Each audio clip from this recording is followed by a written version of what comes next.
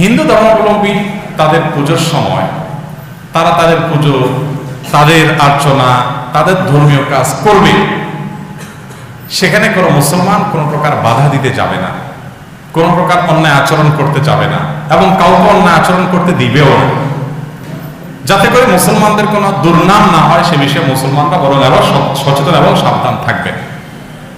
অন্য ধর্মাবলম্বীদের সাথে মুসলমানরা একটা সমাজে যখন একই সঙ্গে বসবাস করেন, তাদের প্রতি সদাচরণ করতে, তাদের সাথে ন্যায়নিষ্ঠ আচরণ করতে, তাদের ধর্মীয় কর্মকাণ্ডের স্বাধীনতা দিতে আল্লাহ নিষেধ করেন না, তারা তাদেরটা করবে। কিন্তু মুসলমানের বিশ্বাসের জায়গাটা ক্লিয়ার থাকতে হবে, তাওহীদ এবং শিরকের মধ্যে পার্থক্য পরিষ্কার থাকতে হবে, যে তাওহীদ এটা নাজাতের পথ, শিরক এটা ধ্বংসের পথ। আমার ভাই শিরকে লিপ্ত, আমার বোন শিরকে লিপ্ত, আমার সেজন্য কষ্ট লাগবে, খারাপ লাগবে, কিন্তু তার ধর্মীয় স্বাধীনতা তাকে আমি দেব, লা ইকরাহা ফিদ্দীন, কোন প্রকার অতিরঞ্জন বাড়াবাড়ি বা তার ক্ষতি সাধন করার সুযোগ ইসলাম আমাকে দেয়নি। এটা মাথায় রাখতে হবে। আমাদের সমাজে এই ক্ষেত্রে প্রান্তিকতা দেখা দেয়। কিছু মানুষ আছে যারা ধর্মীয় উদারতার নাম দিয়া উদাসীন হয়ে যায়। উদাসীন কি? উদাসীন হলো নিজের বিশ্বাস, নিজের আকীদা, ঈমান এগুলো সব কুরবানি করে একাকার হয়ে যায় পূজায় গিয়ে। আপনাকে পূজা গিয়ে একাকার হতে ইসলাম বলে নাই।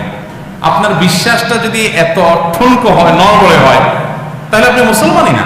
মুসলমান হতে হলে আপনি তো জানেন যে শিরক আল্লাহর কাছে সবচেয়ে বড় অপরাধ। তাহলে কেউ শিরকে লিপ্ত, আপনি তার স্বাধীনতার সুযোগ আছে সেই হিসাবে তাকে তারটা করতে দিবেন, কিন্তু আপনি সেখানে নিজে যোগদান করতে পারেন। নবী করিম সাল্লাল্লাহু আলাইহি সাল্লামের পরিষ্কারভাবে নির্দেশনা আছে, মান কাসারা সাওয়াদা কওমিন ফাহুয়া মিনহুম, যে ব্যক্তি কোন সম্প্রদায়ের মানুষের মাঝে গিয়ে তাদের দলধারী করে, সংখ্যা বাড়ায় সেখানে গিয়ে, সে তাদের অন্তর্ভুক্ত হয়। আব্দুল্লাহ ইবনে মাসউদ রাদিয়াল্লাহু তাআলা পরিষ্কারভাবে কোথাও শিরক হলে সেখানে যেতে নিষেধ করেছেন। অতএব আমরা সেখানে গিয়ে মাখামাখি করা এটা উদারতা না, এটা উদাসীনতা। আপনার বিশ্বাস সম্পর্কে উদাসীনতা। আপনি মুখে বিশ্বাস যা করেন, কর্ম তার উল্টাটা করলেন। আপনি ঈমানদার, আপনি তাওহীদে বিশ্বাস করেন, আপনি শিরকে অবিশ্বাস করেন, শিরকে হারাম করেন, আপনি সে শিরকে লিপ্ত হলেন, এটা জায়েজ নাই।